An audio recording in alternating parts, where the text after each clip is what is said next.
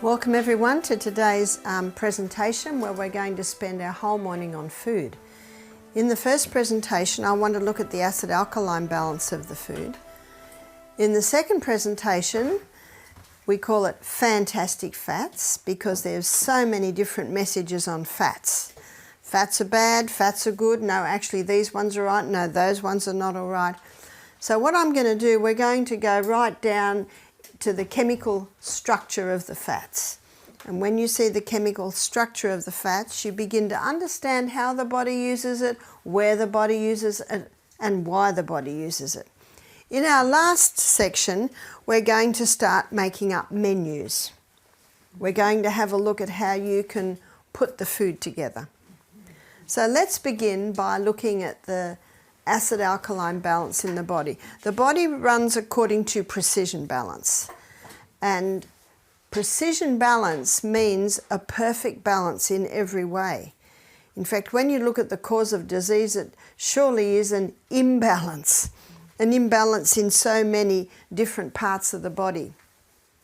And if you've ever owned a swimming pool, you have to test the water every day, because if the water goes to acid, the pipes corrode. If it goes to alkaline, algae grows on the pipe. So again, it's back to this, this precision balance. And there are a few proverbs that talk about balance. A false balance is not good, but a just weight is his delights. That's Proverbs 11 verse 1. And as we go through the presentations this morning, you will see that this is very true with food. You'll also see that the amount of food, the type of foods are to be adjusted per person. Remember what we're looking at? We look at history. History will tell you a lot. We look at also symptoms. Symptoms tell you a lot. And the third one, do you remember the third one? Response. It's response. Response is very important because that's your guide. That will tell you, is this working or is this not working? And the best person to begin with is yourself. And some people say, well, this food worked for a few days, but it's not working this day. And so then you begin to investigate. Was there some emotional trauma that came in? Were they dehydrated? Remember how you're checking against the true remedies to find out where the balance should lie, where it doesn't lie, and why it doesn't lie. So let's begin by looking at the acid-alkaline balance. It's called the pH scale. It's called pH because pH stands for potential hydrogen. So when acid dissolves in a solution, it gives off hydrogen ions. When alkaline dissolves in a solution, it gives off hydroxy ions. So pH basically means potential hydrogen, potential acid. On the reading, on the scale, acid's 0, alkaline is 14, and in the middle we've got neutral. Neutral is neither acid nor alkaline, it's 7, and all water should be neutral. Unfortunately, because of the addition of fluoride and chlorine, which is in so many waters, water can come to be a little bit more acid. When I was in Scotland with my Scottish mum a few weeks ago, I just drank the water out of the tap. It's from the local loch. And I have to make sure I have that gutter sound when I say loch. And there's no fluoride in it. That was very nice to hear. There was chlorine, but not very much. Do you know that if you pour your water in a glass or a jug and sit it on the bench, within about half an hour your chlorine has evaporated.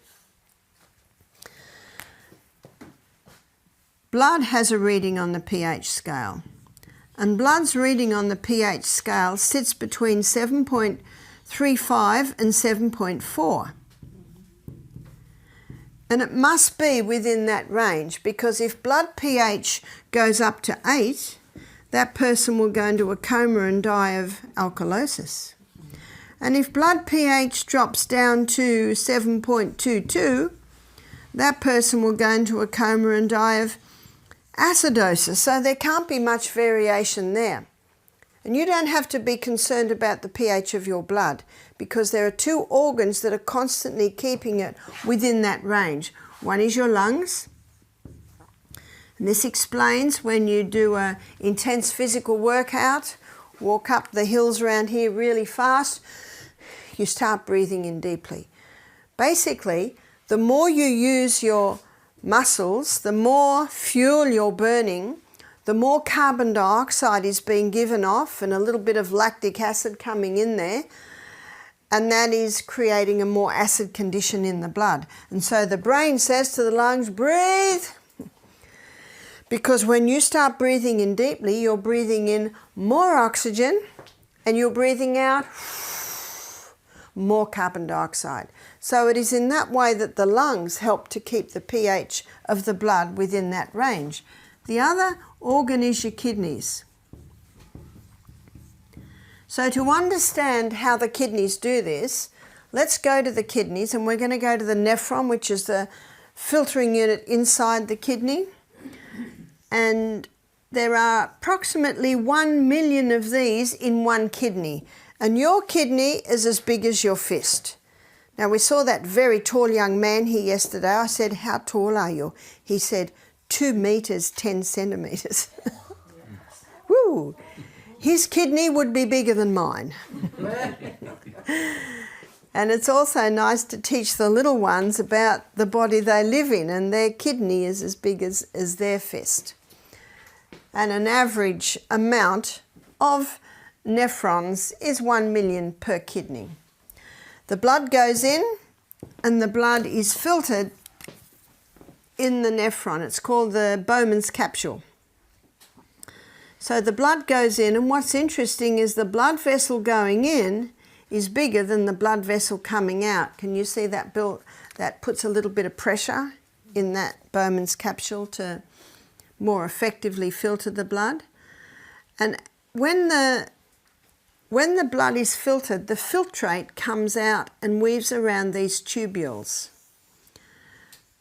And these tubules eventually go down to the bladder, and the waste is urinated out.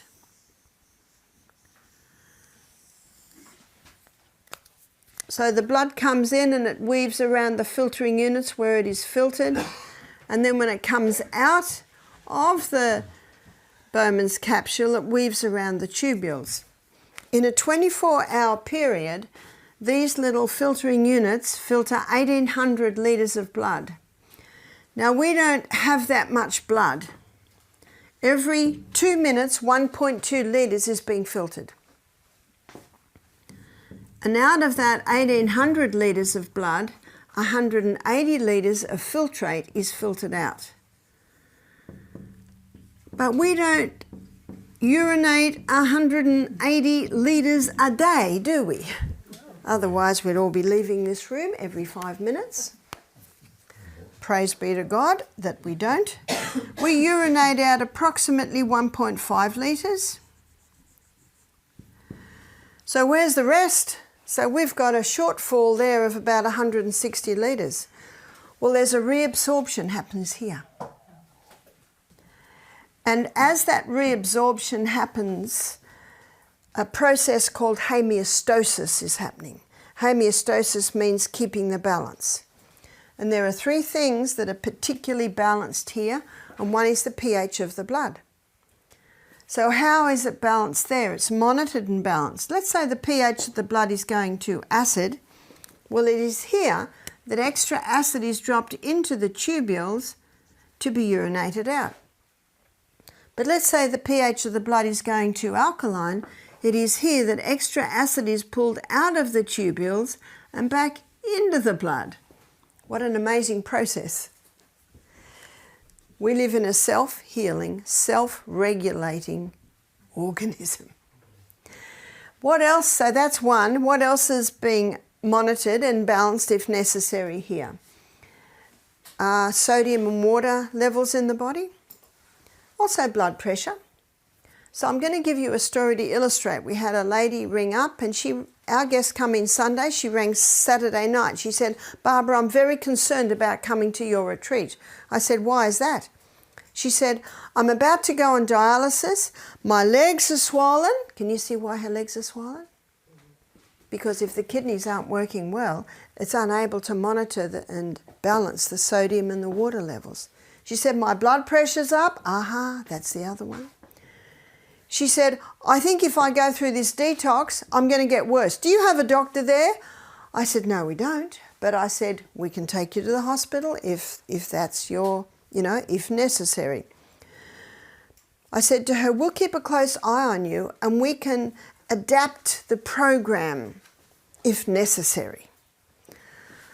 All right, she said. I have never had such a reluctant person come. And then I found out why. Her mother and her sister were paying for her and were pushing her for her to come. And you will find that when people pay to attend the health retreat, they value it. And this is what the colporteur does. He sells the book, because when they sell it, they value it. So if someone says, I can't afford to come to the retreat, can I pay it off? Michael says, yes. When would you like to start? Because you can pay it off before you come. Because what happens if they don't? You don't get your money. And you must have money. If you don't have money, you can't buy the food. You can't pay the wages. But if someone needs to come quickly and they can't, what we say to them is, do you have a family that can help? Do you have a church family that can help? And is there something that you can sell? A lady and her husband sold their truck in the US to come to Misty Mountain. And then they value it, because a workman is worthy of his labour. Yeah. So it's something to remember. It would be nice to just have everyone come in, but I have to tell you, they will not value it. They will not value it. And there might sometimes be cases where Michael drastically reduces the cost. So that morning, very early, I'm praying. I'm saying, Father in heaven, what do I do for this lady? She's about to go on dialysis.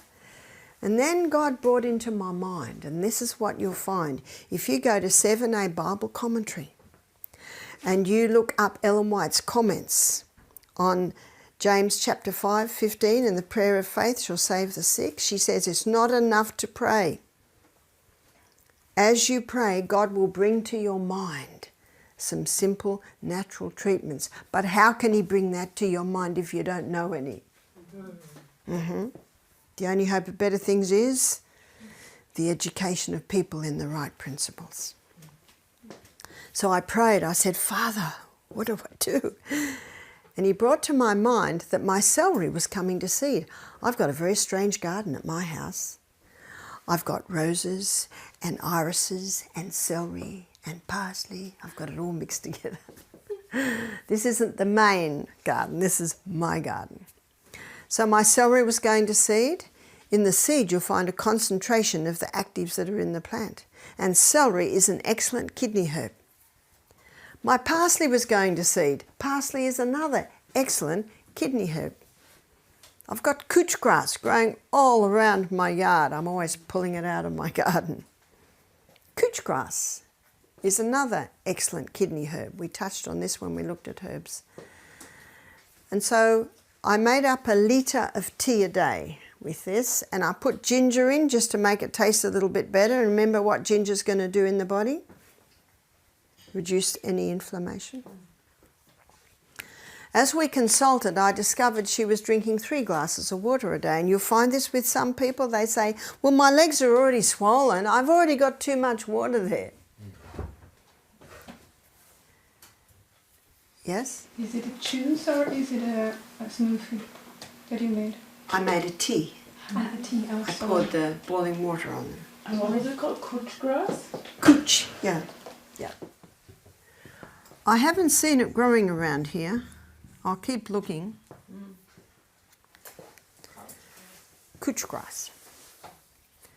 It makes a beautiful lawn, but it's a terrible pest in your garden. It just runs. Cooch. Cooch. How you spell it? Ah, cooch. Oh, cooch. Yes. Could it be kish coldly? And so as we consulted, I found out she was only having 3 glasses of water a day. She was having 3 cups of coffee a day. She had a gluten intolerance. How could I tell that? Because she had a lot of bloating and she had a lot of brain fog. She had a hormonal imbalance. She was probably about 30 kilos overweight. She was a registered nurse. She was about 52. She was about to retire because she found working very difficult with her condition. She said, I will not be able to walk with the morning guests. I said, that's right, you won't. But I said, what I'd like you to do is I'd like you to get on the rebounder. You know, the mini trampoline? The rebounder is an excellent lymphatic stimulator. And what I want you to do is just this. This is called the health bounce. I said, just do this. 1 minute every hour. Because that swelling too was much lymphatic fluid. Start to get it moving. I said, I'd like you to drink 1 litre of water a day and 1 litre of this tea. But I never want you to drink more than a few mouthfuls at a time. Remember, her kidneys aren't working well. A couple of mouthfuls, 5 minutes later, a couple more mouthfuls. I want you to have a little bit of salt, but about the size of a pinhead, because she'd stopped all salt. So her body's not used to it, so we've got to ease her into it very, very slowly. So that was Sunday afternoon. She did all this Monday. By Tuesday morning, her legs were down by half. She walked with the guests. She continued the rebounding. She was a very happy lady at the end of the week. A very happy lady. She emailed me 3 months later, I don't have to go on dialysis. Praise God. She said, my kidney function is the best it's been for years. Liver function was the best it's been for years because that had been unbalanced as well. But she said, my kidney function is not back to normal. But she said, it's risen to the point that I don't have to go on dialysis. I'd like to suggest that if she keeps doing what she is doing, it will. Remember, you've got to give it time, especially if it's quite a chronic problem and been there for a while. I'm sure you have this saying in Sweden, Germany, Rome wasn't built in a day, is that right? Mm-hmm. Yes? The couch grass, is it the root you use? The leaf. The leaf. The leaf. But it's kvickroot in Swedish. Kvickroot, The root is good also, isn't it? Yes, yes. You'll find in most plants, you will get those actives that act on that part of the body in just about the whole plant. Also, she told me that her boss wanted her to come back to full-time work, and she is. She'd lost 10 kilos in 3 months. And she said her doctor is astonished. She'd stayed off the coffee. She was drinking more water. We also gave her a list of the kidney herbs. Sometimes you can get the kidney herbs in a capsule form or tablet form. It can be easier for people who are working. So, can you give this to some people who have already dialysis? Can you give it to people who already have dialysis? You can. But it doesn't have the same effect. No, it will still have an effect, but they have to sip it very slowly. Now, I have not personally seen someone come off dialysis, but I have known medical missionaries who have. Okay. And we had as a retreat I used to go to often in a school in Fiji. And the Fijian medical missionaries were running a school in India. And they had a man come in and he just said, look, I'm sick of being on dialysis. I'm not going back there and I'm not going to do it anymore. And once he implemented those 8 laws And, you know, basically that was the main thing that they did. And he found his kidney function rose. So I don't know. What you do is you implement, you look at the person's response. But we had a man attend our program 6 months later, also about to go on dialysis. This man was 45.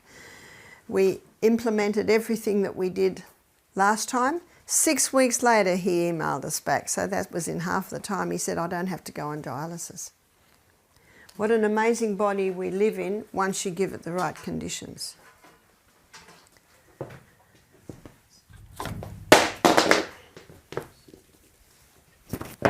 So looking at how to keep the balance in the body.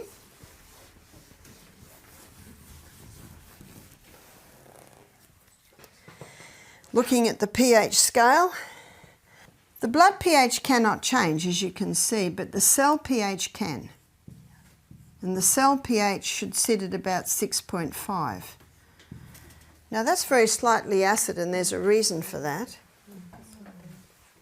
The most acidic substance is sulfuric acid, and on the scale of speed, it travels at the speed of light. Calcium is the most alkaline mineral, and on the scale of speed, it doesn't even move. And this is why the hydroponic gardener always is testing the pH of the water, because if the water goes to acid, the roots burn. If the water goes to alkaline, he doesn't get the speed of uptake of minerals out of the water and into the plant.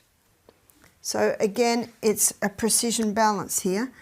The soil that the gardener aims for is approximately 6.5. I say 4. I say approximately because some vegetables grow at a slightly different pH. But disease thrives in a cellular pH of 5.5. This is where cancer thrives. This is where fungus thrives. This is where disease thrives. Now, even though it's only a drop of 1 point, because it's logarithmic, that has a dramatic effect. 60% less oxygen available at the cellular level. And do you remember what cancer thrives in? No oxygen and acidic, yeah. Coca-Cola sits at about 2.6. It's a killer. There's only one thing it's good for, and that's cleaning up grease on your cement on the driveway. That's about it. I can't even bring myself to buy it for that, though. Yeah? You can remove the rust on your car. Ah, remove the rust on your car. Great. So that's the acid-alkaline balance, and that's how it works in the body. So I don't know about you, but some of my family and my friends break every law every day. They're breathing in bad air. They never open their windows. Maybe they've got too many animals in the bedroom, then there's no fresh air there. Maybe they haven't changed their sheets are changed once a month. Maybe the quilt hasn't seen the light of day for a few years. There's not good air in that room. Many Australians I know particularly are keeping out of the sun because they don't want skin cancer. But remember, we looked at there are other factors that come together for that. Many people are living on the stimulants because they're always tired, because they're lacking oxygen at the cellular level, because they don't get enough fresh air, and because they don't exercise. We're coming to the time in the program where you're starting to see all of this beginning to fall together. They go to bed too late. That's common, isn't it? You drive around the town at 10 o'clock at night and you look at how many houses are still, and maybe you do an experiment at midnight. I know you want to be in bed at midnight, but you know, you might do an experiment one night and just look at how, or maybe the lights aren't on, but there's this blue screen in the lounge room, yeah? Many people are suffering from lack of sleep, and we looked yesterday at how it affects them mentally. Proper diet is also missing out with a lot of people. They're just grabbing for the fast food. A lot of people are dehydrated. 1 cup of coffee, 5 glasses of water to make up for the dehydrating agents. They're stressed, they don't know the God of heaven. So you see, this is all causing a very acid environment in the body, and the lungs and the kidneys are struggling, but they're just coping. And then the person wakes up dehydrated, and they have a cup of coffee with 2 teaspoons of sugar just to give them that boost for the morning. Lungs and kidneys almost can't keep up the pace. So a last resort buffer system is called on. Calcium is called out of its biggest storage house. Where's that? Bones. The bones. How much is sugar making the body Well, acidic? that's one of the reasons Coke's way down here. Sugar is a pure acid. So the reason why Coke's down here is because of the combination of the caffeine and the sugar. And The phosphoric acid to make it bubble, that certainly all of that it's a killer. So what happens now is calcium phosphate's pulled out of the bones. It immediately, you see what was happening is 7.33, 7.32, 7.31, that's when the alarm bells go off. And calcium phosphate's pulled out of the bones into the blood and immediately does its work to bring the pH of the blood back up to 7.35, but at a cost. The body now has to do something with these calcium crystals, so it'll dump it in the kidneys as kidney stones, in the gallbladder as gallstones, contributing to build up on the eye, dumping it on the bone as bone spurs. So what will you be told that a bone spur is? A calcium deposit. So the question is, well, why is it on my bone and not in my bone? what do you do with the eye, did you say? The eyes, it can contribute to the cataracts building up on the eyes. So these deposits, they go everywhere, and they can also contribute to the atherosclerosis, the building up in the arterial walls, yeah? Did you say that that's because the calcium is taken out in excess, so that it doesn't need all of that to repair the body? It comes into the blood, and it certainly neutralizes the condition, and the body basically says, now what are we going to do with you? So it has to do something with it. So then it's not used up. No, its presence neutralizes. Its presence neutralizes, but then it has to be put somewhere. So students, how do you get rid of the bone spur? Castor oil compresses. If the bone spur's been there for 3 years, it might take 3 months. If it's been there 3 months, it might take 3 weeks. If it's been there 3 weeks, it might only take 3 days. And the good news is it won't break up your bone. Psalm 104 verse 14, the Bible says God gave herbs for the service of man. Remember, they know what to do. But what probably affects the pH more than anything is the food that we're eating. So we're going to make a list of food that has an alkaline effect and food that has an acid effect.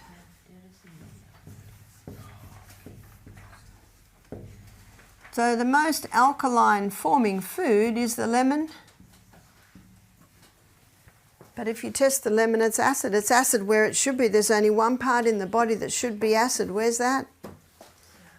It's stomach. Tomorrow when we go on our journey through the gut, you will see that. If it's not acid, it can't break the protein down. And we also looked at how important the protein is. But if the protein's not broken down properly, it can't get out of your gut and into the blood. And it's only when it gets into the blood it becomes part of the life of the flesh, which brings life to every cell in the body. But when the lemon is broken down in the gut, the minerals are diffused into the blood. They have an alkaline effect because the lemon is high in alkaline minerals, which is calcium, magnesium, sodium, potassium and iron.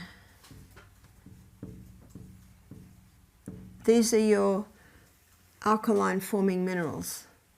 And the other high source of these alkaline forming minerals is dark green leafy vegetables. Dark green leafy vegetables are very high. And this explains why when we have someone come to us wanting help to conquer their cancer, we blend the wild greens. We've talked about that a couple of times. With water, strain it, and they drink that green juice. Because it's very high in the alkaline minerals, and it will help to alkaline the tissues. And we also looked at how that's what bones need. They need those minerals, that mineral balance. Vegetables are also alkaline on a whole. But there is a question mark. And the reason why there's a question mark is there's a group of vegetables that for some can have an acid effect. So we're going to put a question mark there. And it's at this point I want to discuss lectins.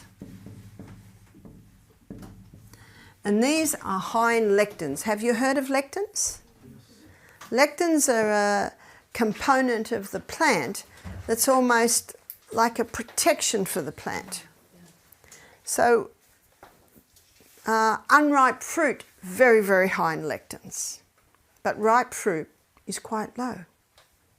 So that bitterness that often comes with the unripe fruit is you're saying to your body, don't eat me yet. And every gardener knows that as soon as those apples or those tomatoes go red, who comes in? The birds. They're looking for that colour that tells them they're ripe. So unripe fruit is high, but ripe fruit is not.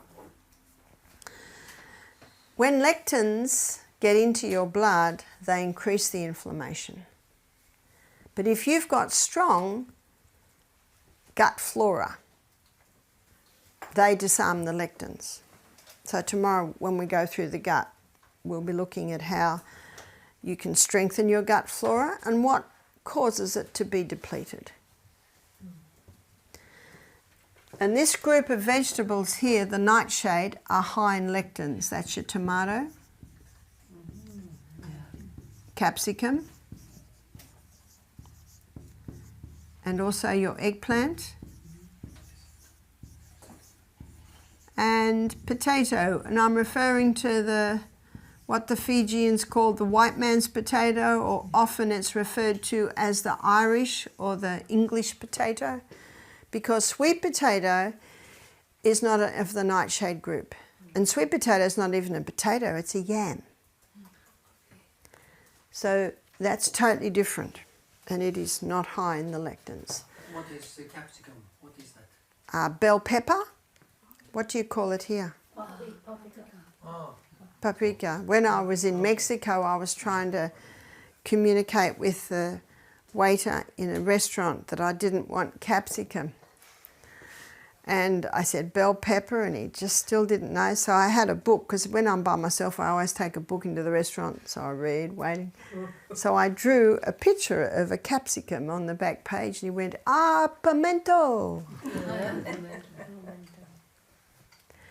But traditionally, in Europe, they would de-seed and de-skin the tomatoes and the capsicum. And what's interesting is the lectins are in the seed.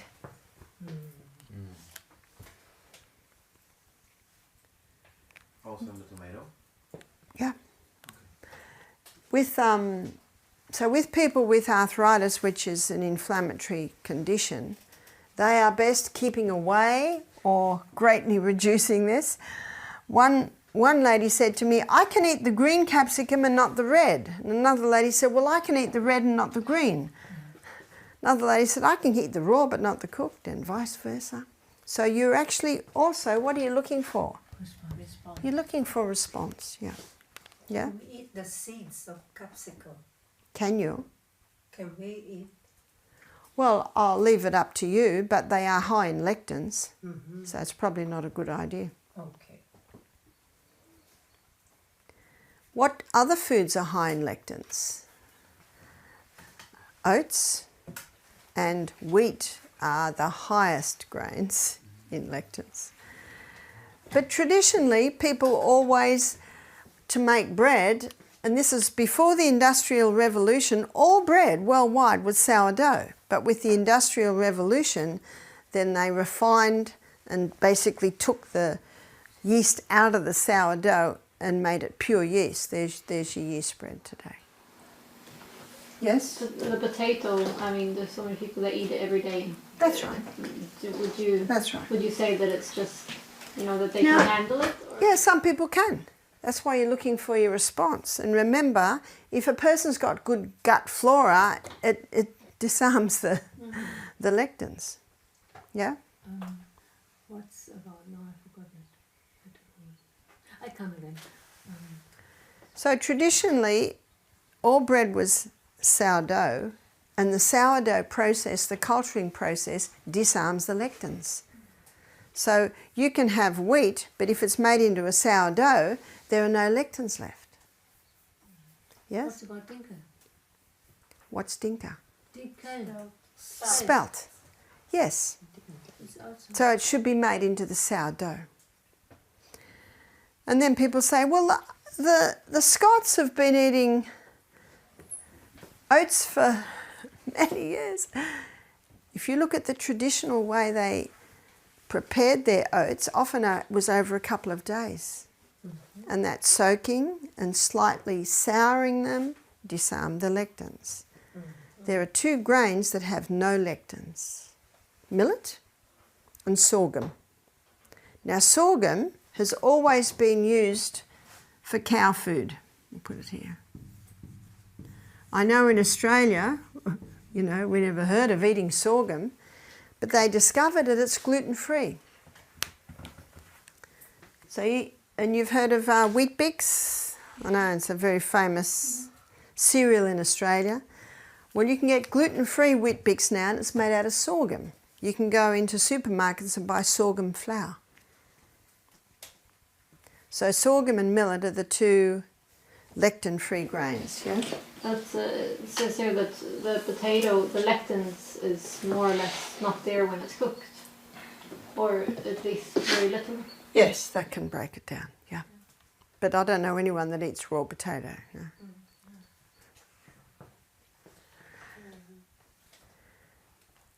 Just before I left Australia in last November, a lady gave me a book called The Plant Paradox by Dr. Stephen Gundry. She said, this is an interesting book. I said, thanks. I got to my room where I was quarantined for 2 weeks and opened the book. And I read the book for about 3 pages and got really annoyed at it because he talks about our stomach evolving over millions of years and the plants evolving. But when you're in a room by yourself for 2 weeks, you go back to it. And I'm so glad I read the whole book cover to cover. He really pushes meat because it hasn't got lectins. He says legumes are bad, the grains are bad, but when you read the fine print, if they're properly prepared, like the sourdough, the soaking, and the legumes, they are high in lectins, but if they're pressure cooked, or if they're rinsed well, soaked, rinsed well, in that rinsing process, you take it away. So if you properly prepare your food, you can certainly eat a plant-based diet that is lower in lectins. Now, lectins is a word on everyone's lips at the moment. A lot of people are saying a plant-based diet is bad because of the lectins. So this information I'm giving you is important. There's a book called Nourishing Traditions by Sally Fallon, and she looks at the traditional way people always prepared food.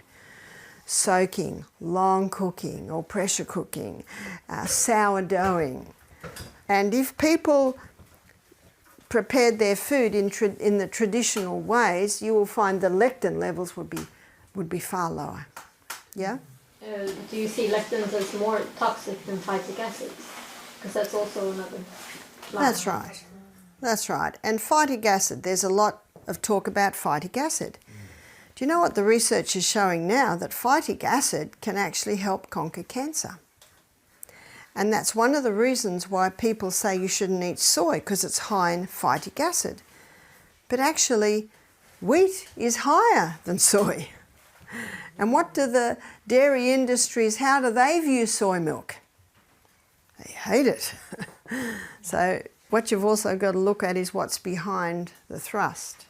And again, if soy is not genetically modified and it's organically grown, and if it's prepared properly, that needs long, slow cooking or pressure cooking is the soy, or culturing it like making tofu. A lot of people too don't realise you have to wash the water away when you cook legumes. Yeah. That's the dirty water. You just look at it as dirty water. You've got to get rid of that dirty water. And when you do that, you get rid of your phytic acid. Yes? What do you think on fermented food? What do I think on fermented food? There's a big difference between fermented food, which can produce alcohol, or cultured food. And the cultured food is producing a lactic acid, which also produces or what's grown in there is your lactobacillus acidophilus. And what that does is that releases B vitamins. It's an excellent food. In fact, your cultured foods are one way to help maintain and boost the healthy flora in your gut. Yes? In German we have only the name fermented. Okay. But what's the difference? Is the difference... The difference is, do you remember what I first said? When it produces alcohol. And every housewife that makes her own sauerkraut knows that if it's contaminated or not done properly, then the alcohol is produced and goes bad, yeah? How does that work? Like, how is it not, or we could talk about that another time maybe, but I'm thinking about your cycle of life also. Yes, that's right. There it's breaking down into the last stage, and how do you compare that cycle of life to the cycle of fermentation? That's right. You can catch it at a stage before it gets detrimental. So the and you've got aerobic bacteria. So your lactobacillus acidophilus, that is your lactobacillus acidophilus and bifidobacterium are your two permanent bacteria in your gut. You've also got candida yeast in your gut. There's millions of them, and they work together very nicely in a symbiotic relationship. They work together. And it's that relationship that works beautifully in the sourdough bread. When you eat sourdough bread, you're eating pre-digested grain. There are some wild yeast in there, and there's the lactobacillus, but the wild yeast breaks down the grain, and the lactobacillus consumes the waste from the wild yeast. So can you see that it's a perfect relationship? But you're not eating the sourdough, you're eating it when it's killed. When That's it's right. baked. That's but right. still, with the cabbage, you're eating all the bacteria then. But you're eating lactobacillus acidophilus, which is your aerobic bacteria, and that's releasing the B vitamins out of the cabbage. So when you eat sauerkraut, you're getting more B vitamins than if you were eating the raw cabbage. And Germans have been eating this for centuries, is that right? Yes. Centuries and centuries, and it's an incredible health food. It's the same with yogurt. And it's the same with kefir. You familiar with kefir? Mm-hmm. Yeah. And I think traditionally the sauerkraut, the miso is another one that's in Japan. They make the miso. That they were used to preserve the foods to help get through the winter months, but also the lactobacillus helping the healthy gut flora. And you can get very nice yogurts now made out of coconut milk, made out of soy milk. If you have a look traditionally at every country had some sort of cultured food as part of their culture. Yeah. I've only learned in a course that they say when you give in the cultured process sugar or sugary food like apples and every obst, fruits, then it gets to alcohol, because the sugar makes it then into alcohol. See, what you have a look at is you're having a look at what they're feeding on. And they feed on either the sugars or the carbohydrates. Carbohydrates is like a type of sugar. But you can smell if it's gone bad or old. So it's a pity to eliminate cultured foods because it should be light and sweet, not sour and heavy. If it's gone sour and heavy, that's it's gone bad. Yeah. Yeah, I just wanted to comment about where I grew up. We have what we call finger millets. It's called finger millets because it's little seeds which, when the grass is grown, they are like this. So here are the seeds. That's why they call it finger millets. And the flour is then, when it's ground, it's always put in water and kept like 3 days. That is how the porridge was made. Then I met, later in my life, I met a British professor who was specializing on rare cereals. And we had an exchange because I was invited to the family. And we were discussing, and he gave me the book. So I explained, and he told me, your people knew.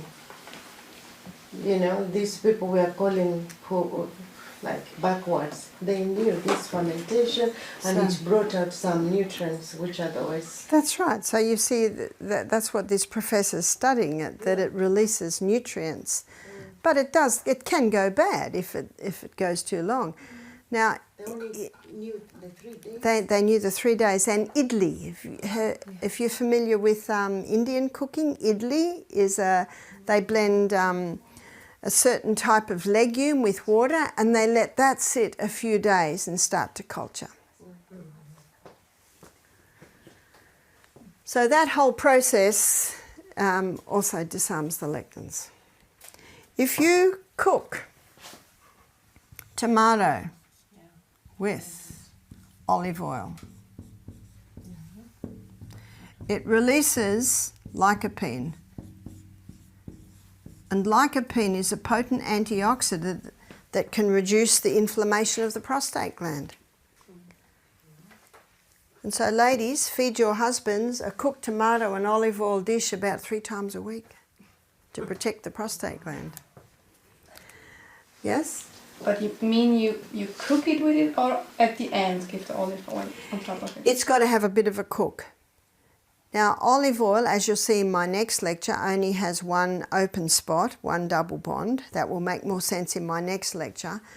But if it's with fluid, it prevents it going to the high heat that will destroy the double bond. So it's a very low cook, very low cook. You can't get the lycopene without the olive oil. That's right. That's right. And lycopene is a derivative of vitamin A. Remember your fat-soluble vitamins, A, D, E, K? Do you know what this means, students? If you're on a fat-free diet, you're actually not accessing your fat-soluble vitamins. Moving on to look at the alkaline-forming foods. Fruit. Fruit has a question mark. So why does fruit have a question mark? Vegetables are high in fibre, high in minerals, low in sugars, whereas fruit is high in fibre, high in sugars, low in minerals. And if someone has a yeast presence in their body and they're eating a lot of fruit, the sugar in the fruit feeds the yeast.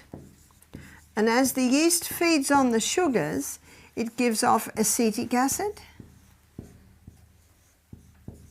it gives off lactic acid, it gives off uric acid. Can you see what it's doing here? It's creating the very environment that it thrives in, the 5.5. And it gives off alcohol. Alcohol, when it breaks down in the liver, is converted to acetaldehyde. Acetaldehyde is a neurotoxin. What's a neurotoxin? Brain killer, brain poison. And there are 5 ways we can be exposed to acetaldehyde. Number 1 is if someone has yeast and they're eating a lot of fruit, it'll feed that, give off the alcohol, come down to the acetaldehyde. Number 2, alcohol. One of the reasons why alcoholics suffer so much brain damage is because the alcohol is converted into acetaldehyde in the liver. Number 3, car fumes. Number 4, cigarette smoke. Car fumes are what comes out the back of cars. 5, vinegar. How many people eat vinegar? And how many people say apple cider vinegar is really good for you? So what you use is the science. Now if you want to explore that in more detail, Dr. Robert Young. Dr. Robert Young is an American doctor, and he's done amazing research on the acid alkaline. He's got a book called Sick and Tired with a question mark, and really explores the acid alkaline issue.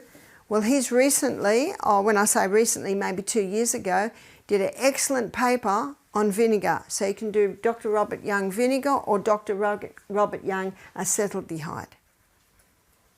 So this is important information for your guests on vinegar. Yes? And the vitamins in the fruit, do they not have some kind of protection with the sugars, like that the vitamins and the sugar are together and then? Usually. But if someone has a yeast problem, it's that high sugar is just going to feed the yeast. If someone doesn't have a yeast problem, no, that doesn't matter. And if someone has cancer, can you see how the fruit would feed it?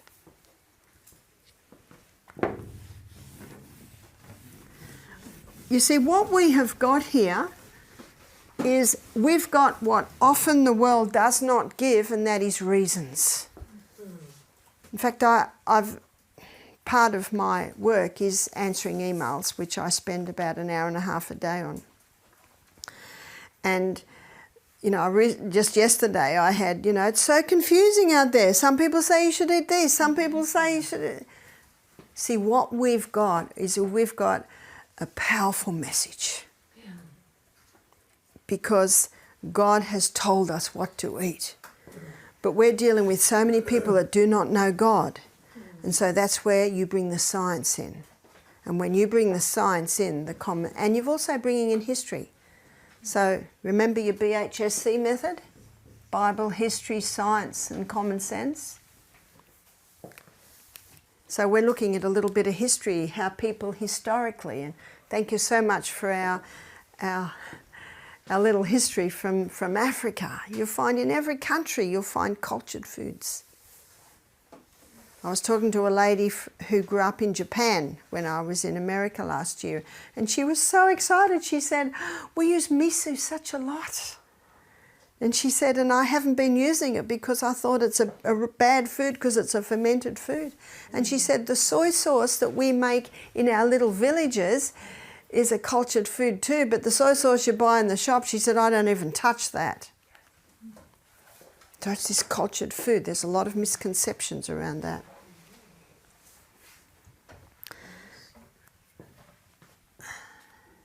Millet is a very alkaline grain, and as we looked at it, it's a lectin-free grain. Also buckwheat. Buckwheat is not a wheat. Buckwheat is an alkaline grain, it's a seed. Quinoa. Quinoa is a gluten-free grain. It does have lectins in it, but traditionally the Aztecs, who are the ones that used a lot of quinoa, they would rinse it several times over about 24 hours before they cooked it. And that apparently gets the lectins down. I think everyone who's ever cooked lectins, you got to rinse it a lot, don't you? If you don't rinse it, you get that bitterness. That's it. That's a bit. Pardon? Was there a question? Sorry. Amaranth is becoming a very popular grain because it's alkaline and it's gluten-free. But when you cook it like a porridge, it turns out like a lump of glue. So what you can do is you can put a little bit with your millet. That's quite nice. Spelt, and I think that's what you call dinka. Yes. Is that right? And kamut. So let me give you the whole story on wheat. The original wheat that God made is called enkenhorn, or some people call it enkhorn, so there's a few spellings. And it is estimated a couple of thousand years ago, enkenhorn did a wild hybrid with a field grass and came up with the Emma strain of wheat. And it was in the 1950s that the Emma strain of wheat was put through intensive crossbreeding and produced the hybridized wheat that we have today. So the enkenhorn structure was a very fragile structure. That's a fragile protein or gluten structure. Fragile is important because it means easily digested. The Emma strain of wheat produced a slightly more complex protein or gluten structure. But when wheat was put through intensive crossbreeding, it produced a very complex protein or gluten structure. It's almost only a cast iron gut that can break that down.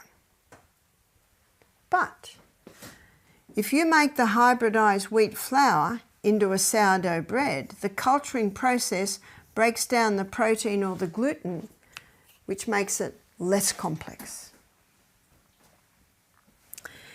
Emma did a wild hybrid again with a field grass and came up with the spelt, or you call it dinka. So it has retained the fairly fragile structure. And if that spelt is made into a sourdough, it breaks the structure down virtually to the original enkenhorn structure. Another reason why the sourdough bread is a superior bread. Yes? So when I have flour from einkorn, from enkenhorn, Yeah. Must I then cultivate it, or can I eat it with normal yeast? Well, you could eat it with the yeast, yeah. I have a friend in America who got our sourdough starter, which a girlfriend of mine got off an old German woman 24 years ago, and it was 102 when we got it, so we're looking about 130 years old now.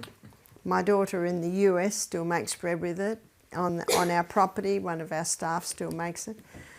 And this young man got onto it, and he refined his process and came up with a gluten-free bread. And now he's got a factory where he makes this gluten-free bread. His name is Tristan, and his website is www.simpleneeds.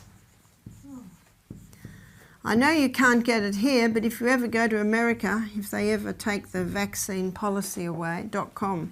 But you can even go and have a look at his breads online. And when COVID hit and the lockdowns hit, he made a fortune because his bakery is online, and it is the most beautiful bread. It's soft. And his competitors say to him, "We don't know. We know what you put in your bread, but we don't know how you do it." And he just smiles sweetly. But I went to his factory when I was in the US last year. I think it's near North Carolina. And he showed me, and there was this big vat, and he said, "There's Grandma," because we always affectionately called the starter Grandma.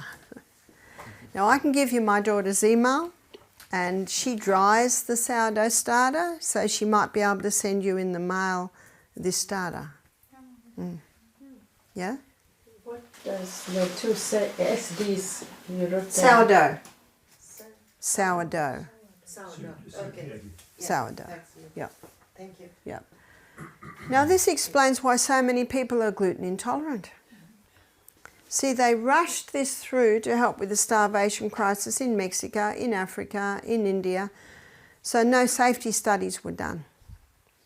And now they're starting to see why people are having so many problems with bread. Yeah. So the two most common symptoms are brain fog and bloating. And how many people do I meet that have that? And sometimes people don't know they have it till they stop bread for a week. So that's one problem. Another problem is children are being fed food too young. See, the first teeth we get are 4 at the top and 4 at the bottom. Do you know what those first 8 teeth are called? Milk teeth. So what should the child be having? Milk. That's all, milk. And then the next teeth are the molars. And they usually come through anywhere between 14 or 22 months of age. And what do your grinders do? They grind. What do we grind? Grain. And you'll see it tomorrow when we go on our journey through the gut. The enzymes are not in the mouth to break down starch until the molars are through. So I got an email from a lady that was saying, oh, my little 7.5-month-old baby, we give the baby cereal at breakfast and lentils. And I said, no. And there are so many that contacted me and say, my baby's constipated.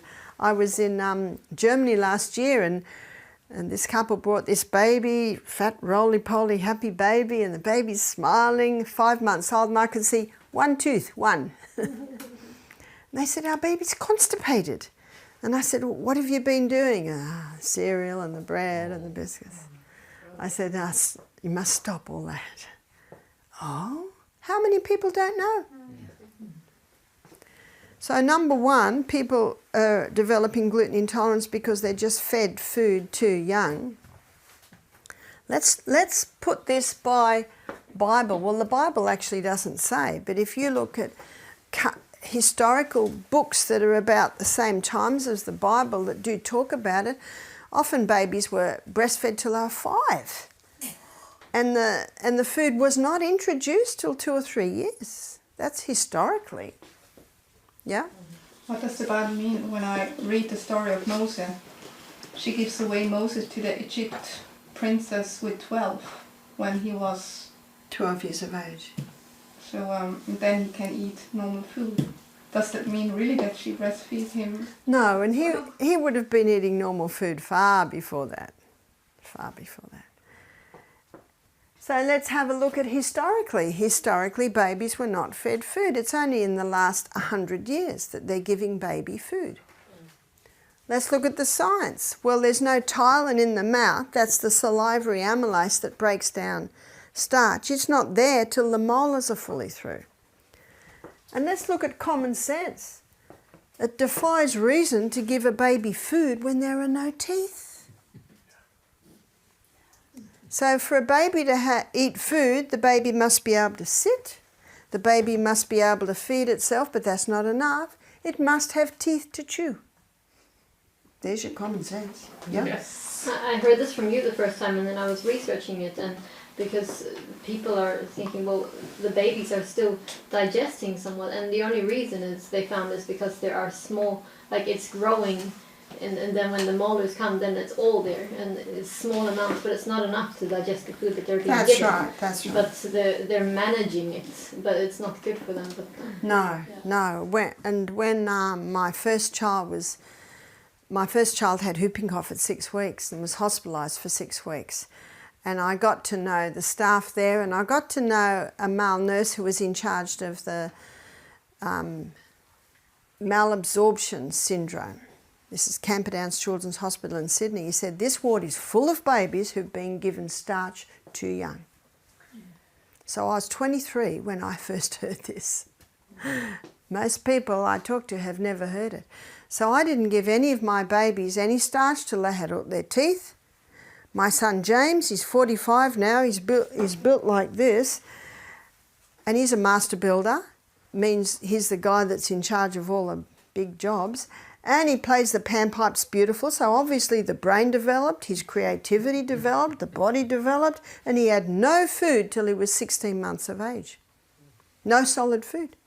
So here's this little boy toddling around, no food.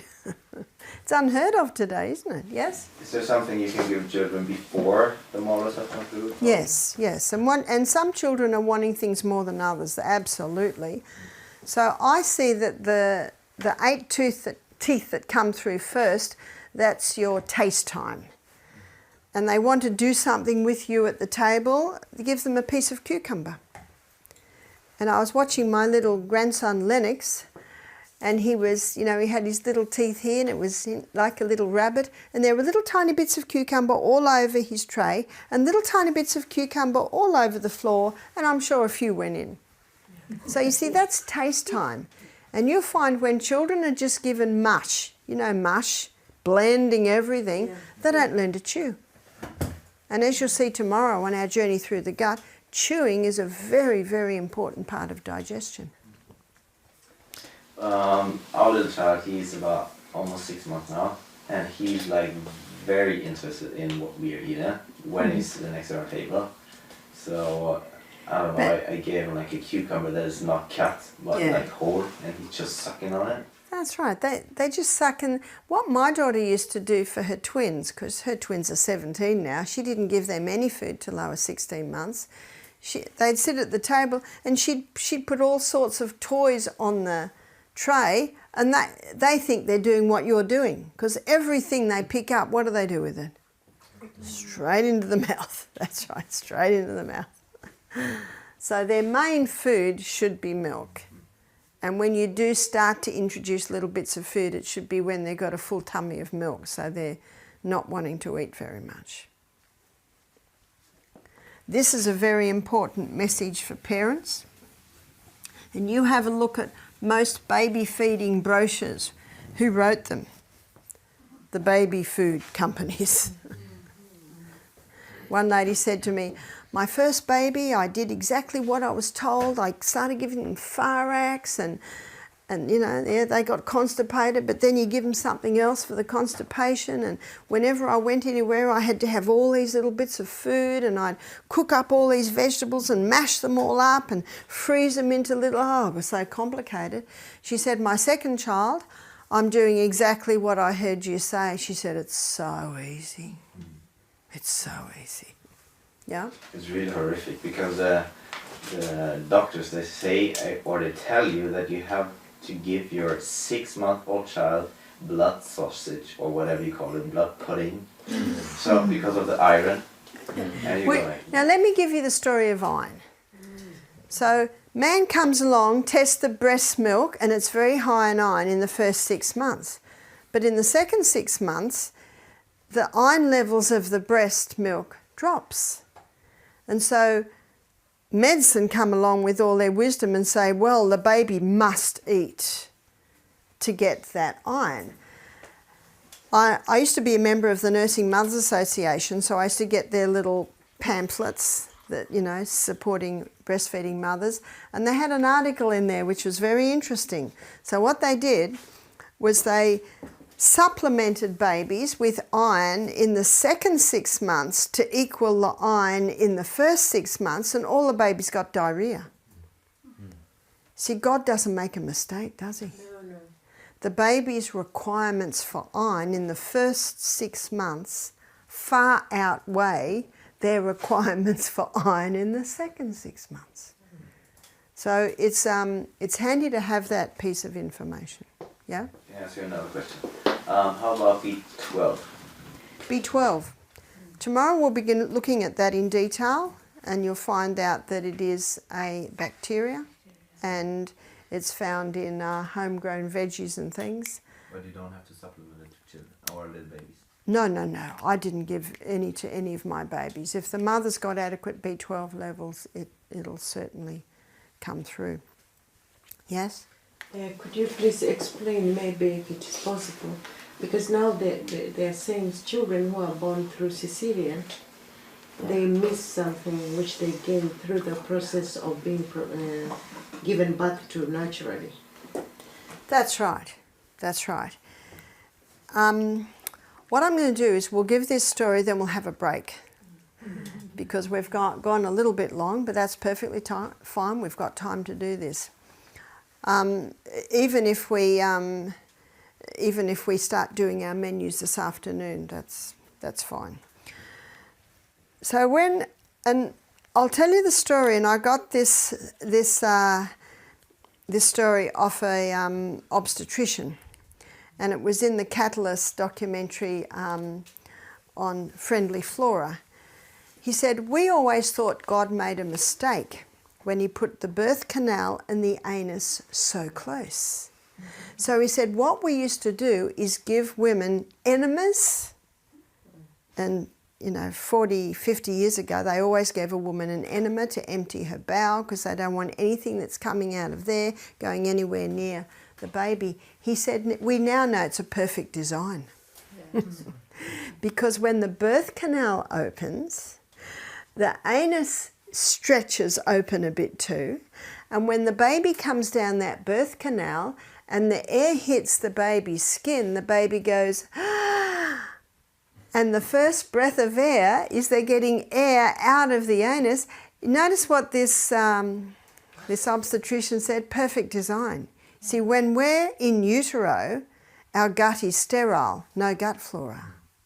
So when we're born vaginally, which is the way God meant it to be, basically baby's flooded with it. And of course, it is going into the gastrointestinal tract, but as the baby breathes in, they also swallow, so it's all going in there. And in the first 3 days, there's a thick yellow substance in the breast called colostrum, and that's very rich in gut flora. They have found that when a baby is born via caesarean section, they've got more skin flora in their gut than gut flora, because their first breath is that they're getting skin flora. And they also find that babies born via caesarean section seem to be more prone to allergies. So that gut flora is absolutely vital, as we already looked at, to disarm the lectins, to be promoted by eating cultured foods. And what kills that gut flora is refined sugars, drugs, so it's looking at, again, that balance.